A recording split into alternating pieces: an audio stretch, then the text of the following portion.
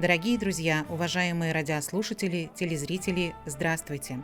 Вашему вниманию в прямом эфире программа «Якутск сегодня». У микрофона с вами я, редактор Вета Вишнякова.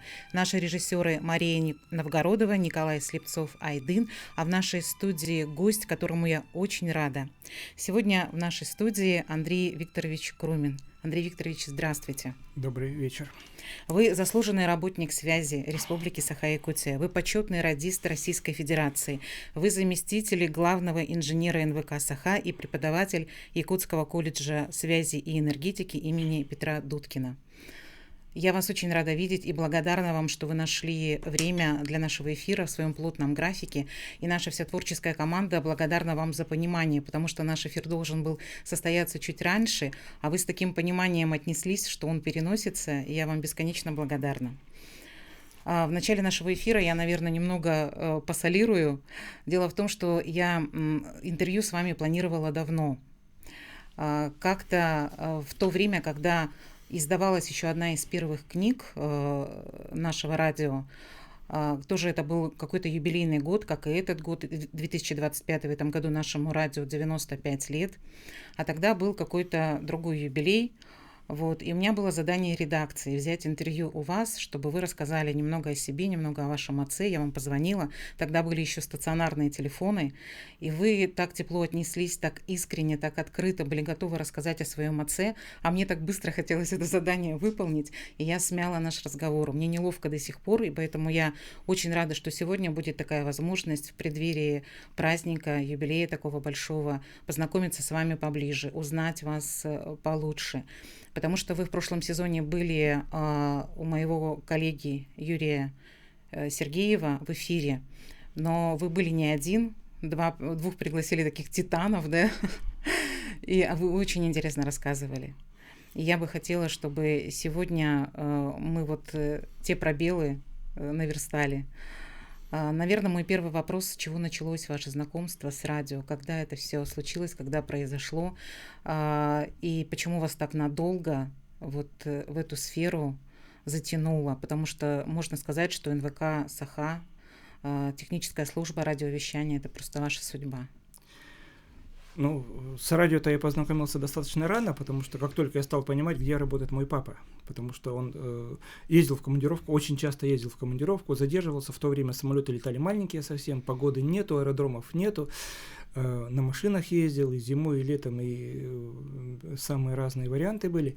Это одна сторона этой медали. И там мама постоянно нас там из садика забирала одна, и в школу, потому что папа в командировке. И все знали, что у тебя папа уехал в командировку, там даже в детском саду, помню, там знали, что он в командировке. Он журналист, он радиожурналист, он в командировке. А вторая сторона этой медали — это то, что я увидел, мне было любопытно. Я увидел вначале эти репортажные магнитофоны, «Репортер 5» был маленький такой, потом появился «Репортер 6», он побольше, потяжелее, но я туда заглядывал, но мама говорила: это очень дорогое устройство, ты не трогай, пожалуйста. А сколько вам лет было тогда? Мне тогда лет было, наверное, лет 10-12. Угу. Говорили, что ему дали одному из первых новый магнитофон, потому что он был там журналист. А на самом деле он работал на радио.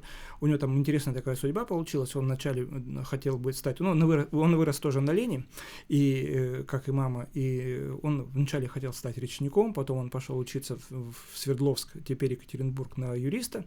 А потом он сказал: нет, похоже, это не мое, и он пришел сюда, и как раз здесь было такое, насколько я понимаю, революционные вещи были. Построился радиодом, который передали сейчас в ведение ГТРК. Там такие студии хорошие. Там были прекрасные студии. Это единственные правильные студии на всю республику, акустически оформленные. И я там прямо плакал. Я не скрывал никогда, что я предлагал отдать в ведение филиала ГТРК телевизионный дом, а радио оставить, потому что радиостудии построить намного сложнее, чем телевизионную студию. Но меня не поняли, со мной не согласились, поэтому что случилось, то и случилось. Теперь здесь мы сидим и здесь работаем, на самом деле.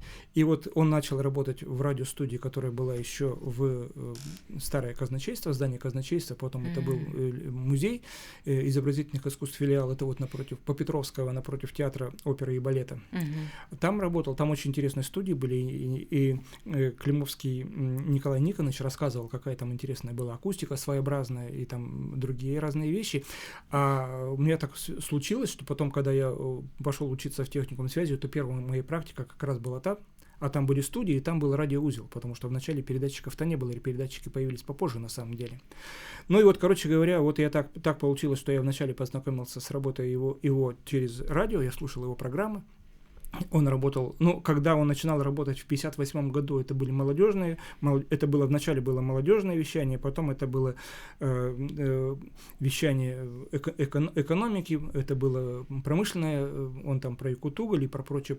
Он очень много рассказывал, делился, когда появилась СМУ-4, когда стали строить новые вот эти вот дома, очень быстро сваи забивали, год они стояли там, да, а потом ставили вот эти вот дома, строили панельные, крупнопанельные, и вот он это все рассказывал, так вот с удовольствием дома нам в том числе, и как-то с ним такой контакт был хороший, очень интересный. Ну, а так получилось, что он пришел в школу к нам, по-моему, я в 6 классе учился, и он пришел в школу, и там такая профориентационный был классный час, и он рассказывал про свою работу, ну, и сказал, кто хочет записаться вот в юные корреспонденты, вот, пожалуйста, я типа с этим и пришел. И там записалось из 30 человек, 20 человек записалось. И вы тоже. А я болел как раз в это время, и потом я когда уже пришел, говорит, все записались, а я думаю, как-то мне неудобно, а я не записался. Да? А как ваш папа не мог вас по блату записать? Ну, по блату тогда как-то не принято было вообще на самом деле. Как так? Ну, короче говоря, я там потом записался, но записался-то мы просто записались, он анонсировал это дело, а все это было при детской редакции, и нами занималась тогда Варвара Сергеевна Павлова. Удивительный человек, совершенно удивительный человек. Она нас многому учила, она учила нас, как писать, она учила, как относиться к радиослушателям с уважением обязательно, да, и что не надо думать, что они глупее вас, не надо им все разжевывать, вот многие вещи такие было, на самом деле. Она учила нас пользоваться микрофонами, что стол не должен быть полированный, а если вдруг он полированный, надо его закрыть газетами и микрофон ставить. То есть много чему учила, основам акустики учила. И когда она нам рассказывала в детской редакции, это было вот в том радиодоме, то там в стороне маленько сидела редактор, который на нас такими удивленными и интересными глазами смотрел. Это была Татьяна Анатольевна Сердцева, и она нас потом и подхватила. Ну, там были еще другие редакторы, которые нами недолго занимались. Но второй человек, и больше всех, кто нами занимался, это Татьяна Анатольевна Сердцева. И в результате, вот после 6 класса до 8 и даже до первых курсов техникума связи, на самом деле нас осталось всего 3. Три молодых человека, 3 школьника, которые вот этим делом занимались. А там еще как раз так случилось, я учился, по-моему, в 8 классе, и там так случилось, что, как всегда, наша республика оказалась впереди планеты всей, да, это как у Сейге был эксперимент, да, и так был эксперимент слияния радио и телевидения. И редакторы радио должны были работать и на телевидении. Они выезжали куда-то на запись, и вместе с ними ехал кинооператор тогда, или фотокорреспондент, тогда видео не было, а только кино или фото, и должны были взять еще интервью для студии, для видео. Это очень тяжело. И редакторы радио выходили на телевидение. Они так волновались, да, потому что это на самом деле совсем другое. Вот совсем другое. И мои одноклассники, они так радовались, нас покажут по телевидению, а мне было так нехорошо, я так не хотел. И мне было, конечно, интереснее работать на радио, по правде говоря.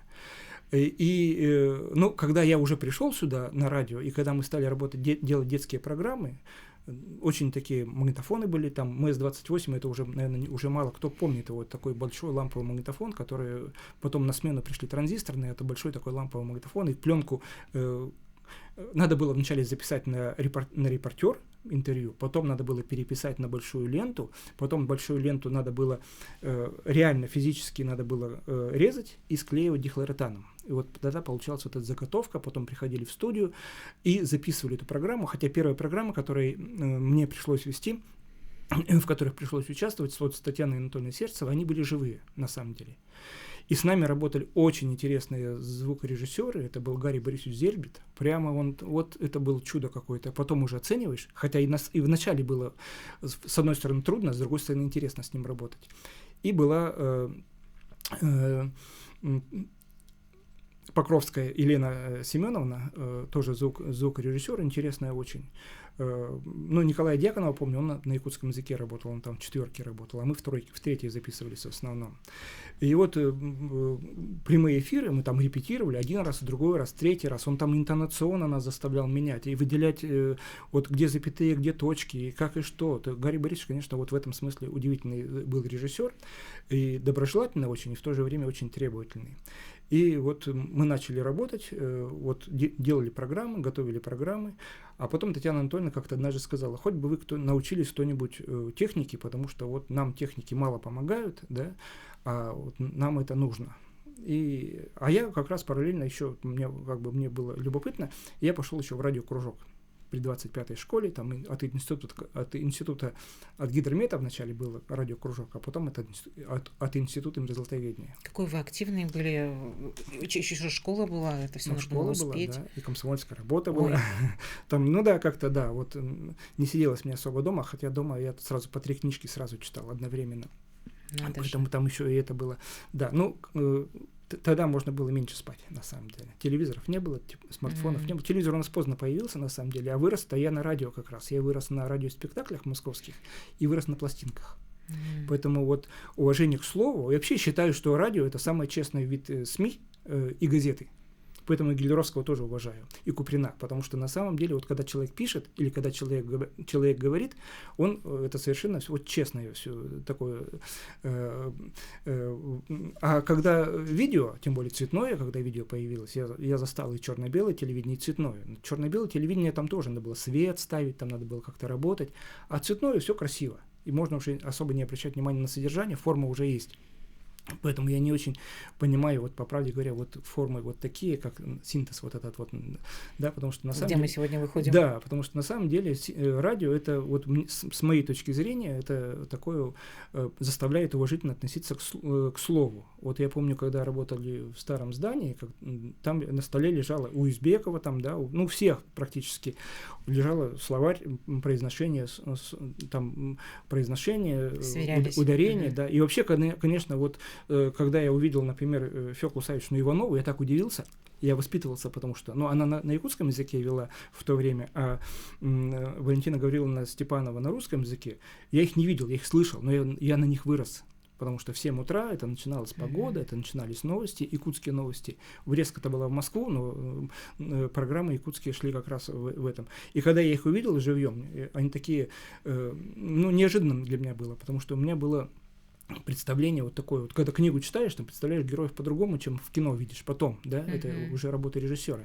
Поэтому Фёкла Савична была такая, вроде бы невзрачная совершенно на вид, но как она читала, но с Валентиной Гавриловной нас потом жизнь сводила, но она такая очень с характером, конечно. Говорят, она бывала у нас дома, но я не помню. Гарри Борисович у нас дома бывал, да.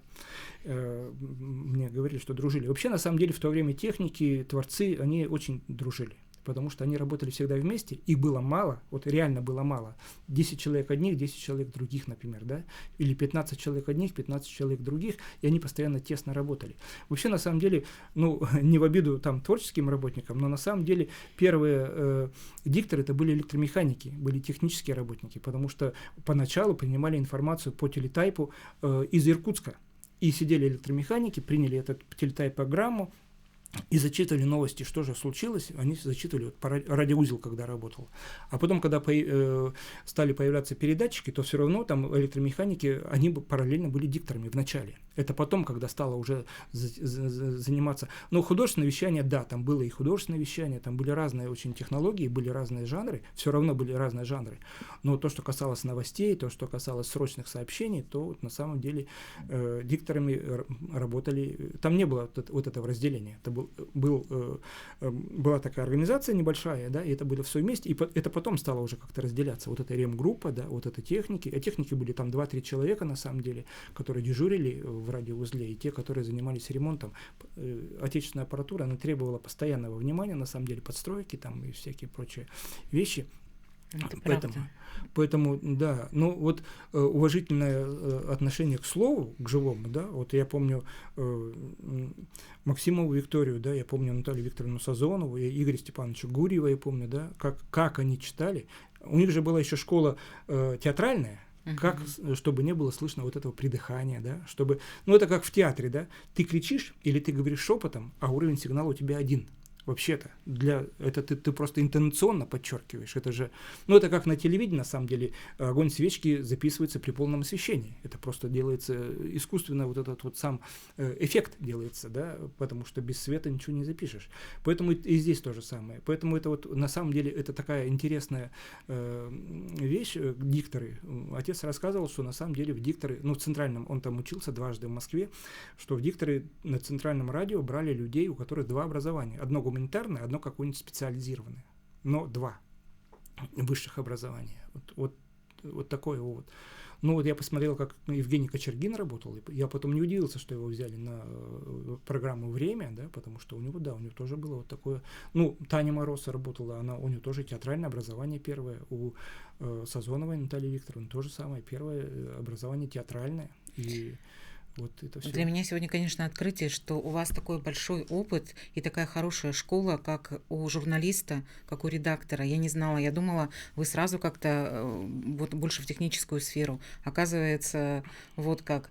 И теперь я понимаю, почему вы так относитесь трепетно к слову, потому что вы часто в своих интервью и в каких-то вот таких разговорах, да, профессиональных вы говорите о том, что то, как было раньше, да, и то, как сейчас, огромная разница, и сейчас вам сложно слушать какие-то эфиры, да, или выступления каких-то людей, которые работают у микрофона, потому что именно нет вот этой чистоты речи, да, четкости речи, правильности речи, потому что у вас есть с чем сравнить. Ну да, для меня это важно, на самом деле, да. Вот поэтому... Тем более, что вы с этими людьми вот так бок о бок работали, и вы очень верно заметили, что раньше и творческий состав, и техническая служба, мы были очень в таком тесном, да, мы даже в слиянии каком-то были, я еще это время застала. После того, как вы сказали, как выбирали на дикторов, мне еще теперь еще как-то больше стыдно даже, что я вообще туда попала, потому что не было никакой школы же, не было никакого вот какого-то такого курса обучающего, да, как это все, это было так тяжело было, потому что ты понимаешь, что ты не соответствуешь тому, как нужно, да, вот это придыхание, этот голос. И мне часто было, ну вот реально прямо стыдно очень после того, как я выходила в эфир. И именно техники всегда нас поддерживали. Мы всегда приходили в дикторы, откроем станцию, всегда приходили в центральную аппаратную, нас всегда горячим чаем, это же мы к 6 утра работали. Вот. И я замечала такую, что основной состав компании приходил к 9, а вот вы всегда приходили в 7 часов утра, а то и раньше. Приходили на работу, и вот с тех пор я подумала, что, наверное, вы очень любите свою работу, но я вот думала, что это больше с технической службы. Оказывается, вы такой разносторонний. И когда я сегодня говорила о том, что вы придете в эфир, коллеги говорили, ты пригласила легенду, живую легенду нашей компании. Я согласна. Как вы относитесь вот к такому статусу, когда о вас так говорят? Нет, я этого не очень понимаю, не очень принимаю. Ну, для меня легенды, ну, я не знаю, что... Ну, вообще, конечно, есть люди, которых я очень уважаю, да, ну, вот даже если говорить про радио, ну, к себе такие вещи не могу отнести. Ну, вот посмотрите, да, вот, например, очень уважаемый мной человек Николай Маркович Желобцов, да, музыкальная редакция. Он такое количество записал якутского эпоса, он записывал постоянно. Вот, да, он работал здесь, и он много-много-много, я не знаю, там архивы эти поднимают, не поднимают, он записывал очень много. Вот это я понимаю, вот это легенда, да, потому что вот он много сделал вперед, там, куда-то там, вот, сохранил. Вот этих людей уже нету. Я помню, раньше постоянно по радио, по якутскому радио передавали, вот, Алан Хо, передавали постоянно, вот эти вот программы были. Я застал Вячеслава Степанова. Вот это легенда. Он работал на программу «Время». Кого приглашали из журналистов наших якутских на программу «Время»? Вот это я понимаю. Он как спортивный комментатор, как журналист.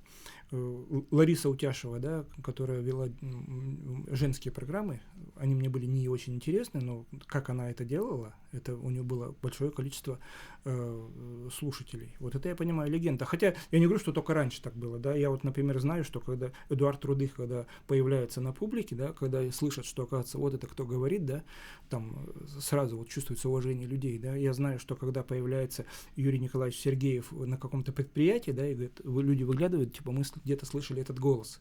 Да, и тоже вот я видел вот эту реакцию, да, то есть я не говорю, что раньше было все так, а теперь все плохо, ничего подобного. Ну, просто у меня вот такой опыт. В самом деле я застал в то время... Ну, мы были примерно одного возраста. Мы очень интересно работали вот, ну, Гарри Борисович, он был вроде бы постарше, да, но он как-то вокруг себя молодежь собрал. У нас сейчас будет короткая реклама. Конечно. Мы прервемся. Ну, просто вы очень скромные, потому что на вас точно такая же реакция людей. Продолжим через короткие 4 минуты. Оставайтесь. Дорогие друзья, мы снова в прямом эфире. В нашей студии сегодня дорогой гость Андрей Викторович Крумин, заслуженный работник связи Республики Саха-Якутия, почетный радист Российской Федерации, заместитель главного инженера Национальной вещательной компании «Саха», преподаватель Якутского колледжа связи и энергетики имени Петра Дудкина. И еще, оказывается, и журналист, и редактор, правда, в прошлом, но тем не менее. И мы выходим в преддверии большого юбилея 95-летия Якутскому радио, будет 7 ноября. Вот. И сегодня я рада, что вспомнили очень многих мастеров слова, вспомнили вашего отца.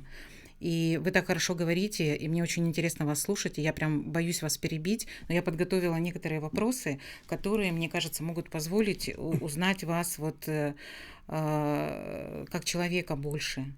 И я хочу предложить вам на них ответить, такой некий блиц. Можно отвечать коротко, может быть, можно на какие-то вопросы ответить чуть подробнее, если захотите, а если что-то не понравится, сказать дальше. Вот, и сейчас хочу, задать их, потому что потом вдруг не успею, и потом не хочу вас прерывать. Да, ну вот смотрите, что я подготовила, что мне интересно. Что для вас важное в жизни или самое важное в жизни?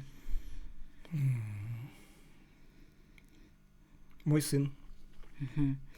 А какое качество или какие качества вы цените в людях? Ну, сложно не сформулировал, наверное. До конца еще. А что вас может растрогать до слез, огорчить или обрадовать? Или, может быть, что-то вот последнее, что вспомните, что как-то так вас затронуло? Ну, не знаю, искренность, наверное. Все равно. А о чем вы мечтаете? И мечтаете ли вы? Или, может быть, вы прям ставите цели и добиваетесь? А нет, у меня вот никогда не было целей. Как-то так получалось. Ни карьерных у меня никогда не было целей. Были у меня мечты там в детстве, там как магнитофон, там, чтобы у меня был там или еще что-то. Мне достаточно поздно все это появилось. Сейчас вроде бы все есть. Специальные цели никакие не ставлю. Вот, может быть, неправильно это, но вот нет, не ставлю. Ну, из того, сколько вы в жизни успели, наверное, так правильно. Или так правильно для вас, потому что вы же очень много сделали всего. И, кстати, вы очень скромный человек. Я заметила, когда у человека есть чем похвастать, когда он очень многого достиг в жизни, такой человек больше говорит о других людях. Вот как вы весь первый блок вы посвятили своим коллегам и тем людям, которые вас чему-то научили, вашим учителям, а о себе скромно умолчали. Хотя я настаиваю на статусе легенда Национальной вещательной компании. Столько лет вы проработали, еще немного будет 50 лет вашей профессиональной деятельности. Все равно не согласен все равно.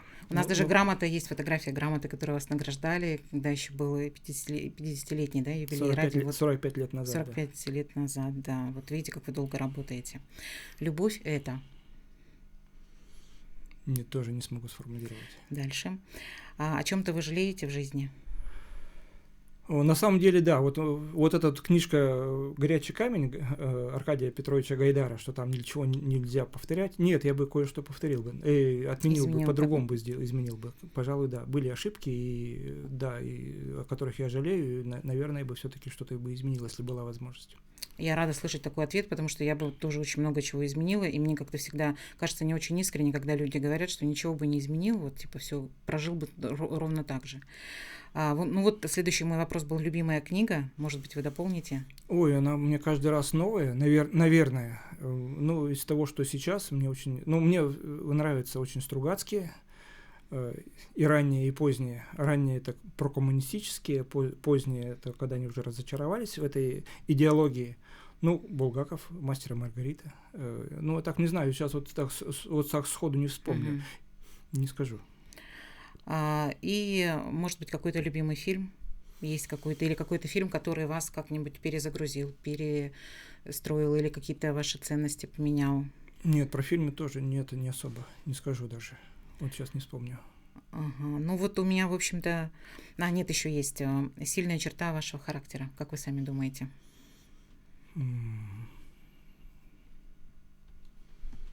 Ну, что я стараюсь не обижаться и правильно воспринимать, когда меня критикуют.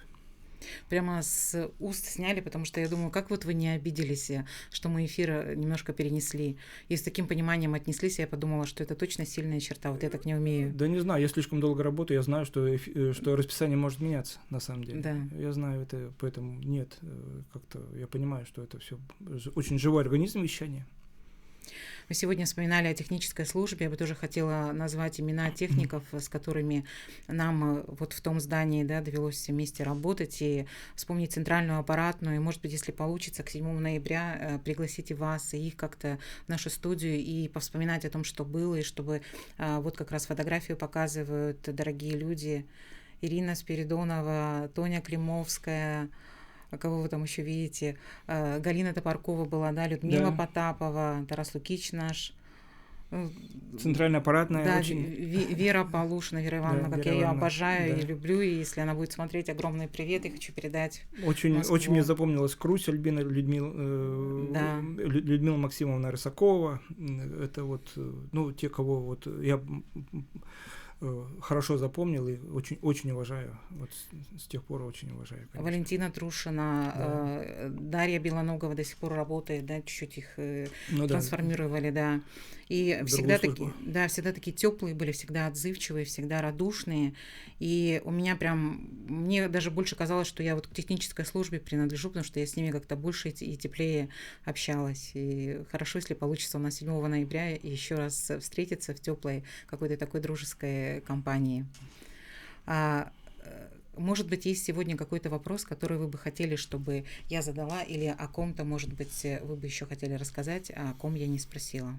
Ну, не знаю, в принципе, много что вспоминается. Мне вспоминается, когда Гарри Борисович, вот говорю, он старший вроде бы нас по возрасту был, он объединил какую-то одну команду, и мы так очень как-то работали. Не скажу, что без споров, не скажу, что... Но я не очень конфликтный человек в то время был, не знаю как. Вообще, на самом деле, меня переоценивали. Когда одно дело, когда я работал просто вот рядышком, а другое дело, когда я стал руководителем, от меня стало что-то зависеть, и мне говорили мои коллеги, творческие в том числе, говорили, ты очень изменился. Ну, наверное, изменился. Тем более они знали меня некоторые с детства.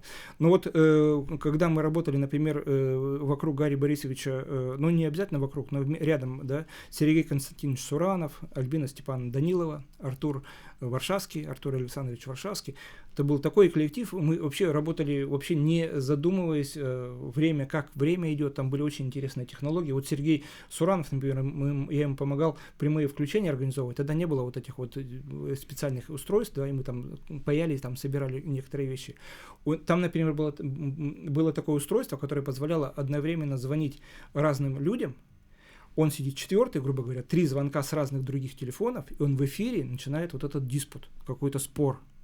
С Альбиной Даниловой они вместе вели этот «Современный разговор», была программа.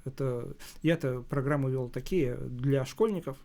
Там была такая «Красный галстук», радиогазета «Якутской пионерии». Ну, это когда вы в школе учились? Это когда в школе учился. Потом постарше стал, это было уже редакция, это называлось «Искатели», передача для старшеклассников. Но я до сих пор их помню, позывные эти помню, все помню.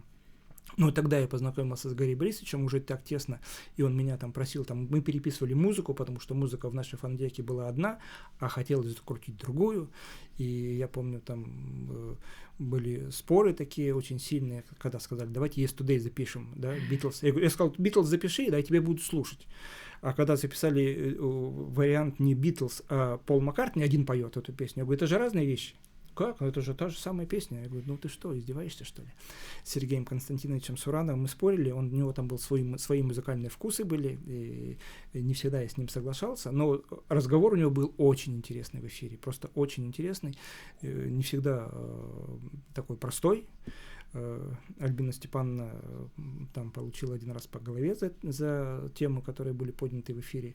У вас так было интересно, как вас не могла не захватить вот навсегда вот эта творческая атмосфера, как вы могли уйти в техническую службу? Смотрите, как там было круто. Там было очень интересно, но там были такие серьезные мастера, что я понял, что надо быть журналистом или очень хорошим, или никаким.